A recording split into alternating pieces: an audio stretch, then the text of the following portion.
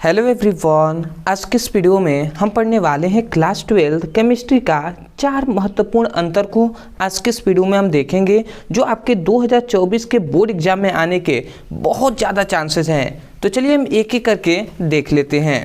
तो यहाँ पर हमारा पहला अंतर आता है, आपको दिखाई दे रहा होगा। पहला अंतर है कि धात्विक चालक और वैद्युत अपघटनीय चालक में अंतर, मतलब धात्विक चालक और वैद्युत अपघटनीय चालक में अंतर क्या होता है, इसको हम देखते हैं। और याद रखेंगे ये आपके लिए VVI है, वेरी इंपॉर्टेंट है आपके लिए। ठीक है, एक एक करके हम देख लेते हैं।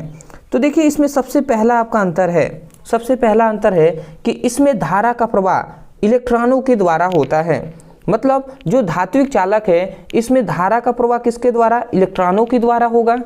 और जो वैद्युत अपघटनीय चालक है इसमें धारा का प्रवाह आयनों के द्वारा होता है।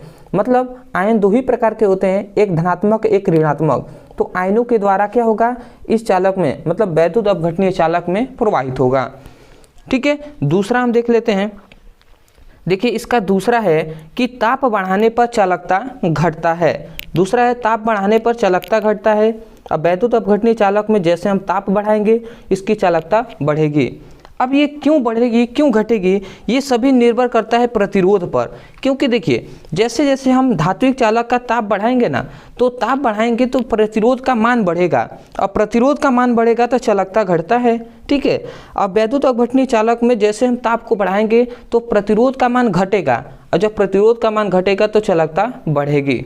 ठीक है, ये हो गया। आते हैं तीसरे पर। देखिए ये तीसरा हमारा दिखाई दे रहा होगा आपको। ठीक है, थोड़ा सा हम आगे कर लेते हैं। तीसरा आपको दिखाई दे रहा होगा कि इसमें रासायनिक परिवर्तन नहीं होता है। मतलब जो धात्विक चालक है, धात्विक चालक में रासायनिक परिवर्तन नहीं होता है, जबकि जो वैद्युत अपघटनीय चालक है इसमें रासायनिक परिवर्तन होता है। आशा करते हैं तीसरा आपको समझ में आ गया होगा। ठीक है, चौथा भी हम देख लेते हैं इनका अंतर। देखिए यहाँ पे हमारा चौथा अंतर आपको दिखाई दे रहा होगा। यहाँ पे लिखा गया है ये ठोस तथा द्रव दोनों अवस्थाओं में चालक का कार्य करता है। और मतलब इसका मतलब समझे, जो धात्विक चालक है ये चाहे ठोस अवस्था में हो चाहे द्रव मतलब लिक्विड अवस्था जैसे जल होता है उस अवस्था में हो, उसमें भी ये चालक का कार्य करेगा, मतलब उसमें धारा प्रवाहित होगी। जबकि जो वैद्युत अपघटनीय चालक है ना, इसमें ये केवल द्रव अवस्था में ही चालक का कार्य करता है। मतलब जब वैद्युत अपघटनीय चालक द्रव अवस्था में होगा, जैसे पानी की तरह होगा, तो जो क्या करेगा चालक इसमें मतलब वैद्युत धारा प्रवाहित होगी। अदरवाइज यदि ठोस अवस्था में होगा तो उसमें धारा प्रवाहित नहीं होगी। जैसे एग्जांपल है NaCl जो नमक होता है। अब देखिए नमक में यदि सिंपल वे में नमक है, सूखा नमक, तो उसमें धारा प्रवाहित करेंगे तो नहीं होगा। बट उसी नमक को आपने क्या किया, जल में घोल दिया, तब जाकर धारा प्रवाहित करेंगे तो बहुत तेजी से धारा प्रवाहित होगी। आशा करते हैं आप समझ गए होंगे।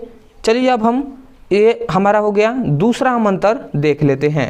दूसरा अंतर है अभिक्रिया की कोटि और आणविकता में अंतर। यहाँ पे दिखाई दे रहा है कोटि, इधर दिखाई दे रहा है आणविकता। ये भी आपके लिए VVI है, वेरी इंपॉर्टेंट है। ठीक है, VVI है तो इसको VVI की श्रेणी में आप रखेंगे। चलिए एक एक करके हम देख लेते हैं।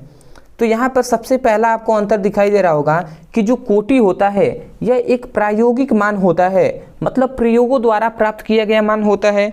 और जो आणविकता होता है यह एक सैद्धांतिक मान्य होता है। सैद्धांतिक मान्य मतलब जिसको माना गया है वैज्ञानिकों द्वारा। समझ गए। दूसरा हम इसका अंतर देख लेते हैं। दूसरा हमारा अंतर आपको दिखाई दे रहा होगा कि कोटि का मान शून्य, भिन्नात्मक और ऋणात्मक हो सकता है। मतलब जो अभिक्रिया की कोटि है इसका मान 0 हो सकता है, भिन्नात्मक मतलब 2/3 मतलब P/Q के रूप में भी हो सकता है, और ऋणात्मक भी हो सकता है।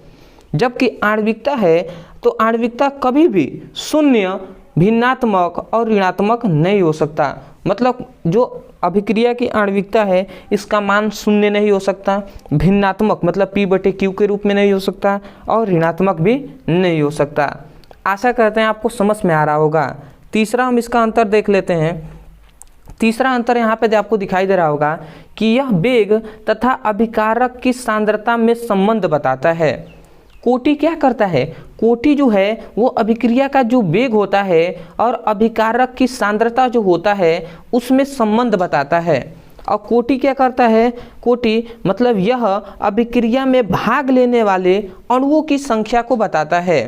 मतलब जो आणविकता है वो ये बताता है कि कोई भी अभिक्रिया है तो उसमें कितने अणु भाग लिए हैं। ठीक है, चौथा हम अंतर देख लेते हैं। देखिए चौथा अंतर वेरी इंपॉर्टेंट है। यहाँ पे थोड़ा सा मैं ऊपर कर ले रहा हूँ जिससे आपको अच्छे से दिखाई दे। ठीक है, दिखाई दे रहा है। अब देखिए चौथा अंतर है कि यह अभिक्रिया के वेग को प्रभावित करने वाले अणुओं की संख्या को दर्शाता है। अब जो कोटि है ना वो अभिक्रिया के वेग को प्रभावित करने वाले अणुओं की संख्या को दर्शाता है, और जो आणविकता है यह अभिक्रिया में प्राथमिक पद में भाग लेने वाले अणुओं की संख्या को दर्शाता है। तो ये हो गया अभिक्रिया की कोटि और आणविकता में अंतर। आशा करते हैं आपको समझ में आया होगा।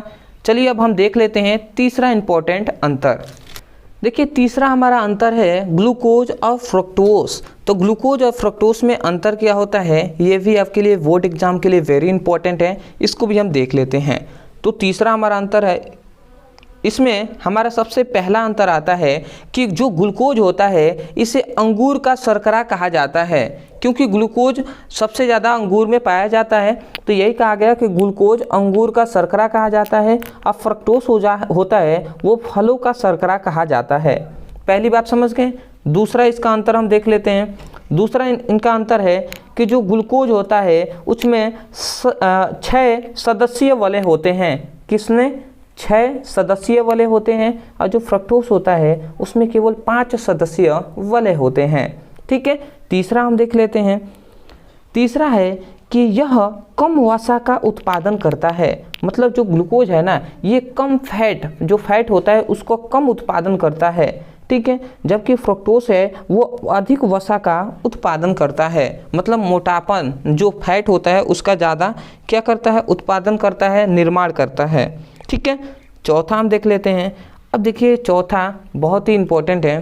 देखिए जो ग्लूकोज होता है यह शरीर के लिए प्रमुख ऊर्जा का स्रोत है। आप जानते हैं कि शरीर के लिए ऊर्जा के लिए सबसे महत्वपूर्ण कौन सा है? ग्लूकोज है।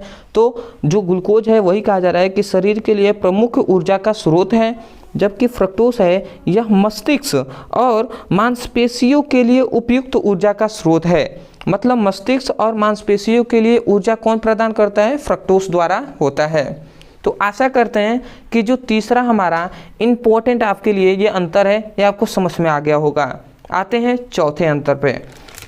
तो ये हमारा चौथा अंतर है जो कि मोस्ट वेरी इंपॉर्टेंट है, जो है डीएनए और आरएनए में अंतर। अब डीएनए आरएनए में क्या अंतर होता है इसको भी हम देख लेते हैं। तो देखिए सबसे पहला अंतर हम यहाँ पर दिखाई दे रहा होगा। देखिए सबसे पहला अंतर है कि इसमें डीऑक्सीराइबो शर्करा होती है। मतलब जो क्या होता है डीएनए होता है उसमें डीऑक्सीराइबोज शर्करा होता है, जबकि आरएनए में राइबोज शर्करा होता है। ये पहला इसका अंतर हो गया। दूसरा हम अंतर देखते हैं। तो देखिए इसमें थायमिन क्षार होता है। जो डीएनए होता है उसमें थायमिन क्षार होता है, और जो आरएनए होता है उसमें यूरेसिल क्षार होता है। ठीक है, तीसरा अंतर है कि यहाँ पे ये बताया गया कि जो डीएनए की संरचना होती है वह द्विकुंडलित होती है, और जो आरएनए की संरचना होती है उसकी एकल सूत्री होती है। समझ गए? इसे लिखा गया है इसकी संरचना एकल सूत्री होती है। आते हैं चौथा, इसका अंतिम हम देख लेते हैं। देखिए चौथा हमारा है कि जो डीएनए है वो केंद्रक में पाया जाता है। जो कोशिका का केंद्रक होता है उसमें पाया जाता है, और जो आरएनए होता है ये कोशिका द्रव्य में पाया जाता है। ठीक है, पांचवा अंतर हम देख लेते हैं। पांचवा अंतर बहुत इंपॉर्टेंट है। देखिए जो डीएनए है ना तो इसका डीएनए का निर्माण लाखों न्यूक्लियोटाइड से होता है। मतलब डीएनए का निर्माण लाखों न्यूक्लियोटाइड से होता है। ठीक है, अब आपको दिखाई दे रहा होगा। और जो आरएनए का निर्माण है तो आरएनए का निर्माण हजारों न्यूक्लियोटाइडों से होता है। समझ गए? इसका डीएनए का निर्माण लाखों न्यूक्लियोटाइडों से होता है, और जो आरएनए का निर्माण हजारों न्यूक्लियोटाइडों से होता है। तो आशा करते हैं कि आपको जो अंतर है ये आपको समझ में आ गया होगा। तो मैं यही कहूँगा, देखिए सबसे पहले तो यदि आपको समझ में आया है तो वीडियो को लाइक कीजिएगा, और चैनल पे नए होंगे तो चैनल को ज़रूर सब्सक्राइब कीजिएगा, अदरवाइज एक आपके लिए बहुत ही इंपॉर्टेंट है कि इन सभी का PDF नोट्स आपको फ्री में मिलेगा हमारे टेलीग्राम चैनल पर। टेलीग्राम पे सर्च कीजिए ब्रदर सर, आपको मिल जाएगा, तो वहाँ से जाकर आप इसका नोट्स ले लीजिएगा। दूसरी बात, यदि आप क्लास 12 का सीरियस होकर पढ़ाई कर रहे हैं तो आप जाइए चैनल के हमारे प्लेलिस्ट में, वहाँ पे फिजिक्स केमिस्ट्री का सभी इंपॉर्टेंट क्वेश्चन बताया जा रहा है, सभी इंपॉर्टेंट क्वेश्चन कराया जा रहा है। तो एक बार जाकर आप प्लेलिस्ट चेक कीजिए और वहाँ से पढ़ाई कीजिए। तो चलिए दोस्तों, आज के लिए इतना है, तब तक के लिए धन्यवाद।